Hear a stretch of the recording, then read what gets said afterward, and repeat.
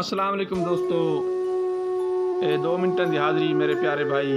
हाजी Mohammad Irfan Khan Bloch साहब उन्होंने फरमाइश थे और जनाब इमरान खान साहब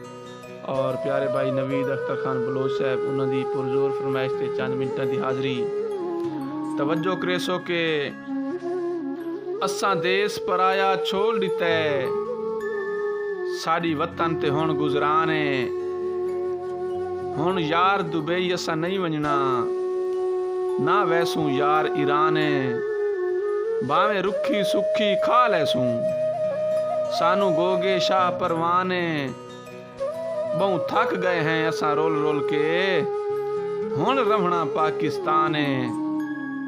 बड़ी मेहरबानी मेरे प्यारे भाई हाजी मोहम्मद इरफान खान बलोच साहब तवज्जो करेसो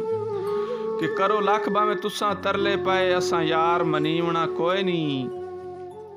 साड़ी निखड़ के तैथू निभ वैसी तेरी आस ते जीवना कोई नहीं ते हे जा जा भंडिया तोए सानू हुण सज्जन भंडीवना कोई नहीं अगे तकसीम कीताई बहु गोगे शाह हुण सज्जन वंडीवना कोई नहीं। मेरे प्यारे भाई इरफान खान साहब बलोच साहब बड़ी मेहरबानी थोड़ा शुक्रिया। सलामत रहो मेरे इस चैनल नू सपोर्ट करे सो बड़ी मेहरबानी। ओके अल्लाह हाफिज़।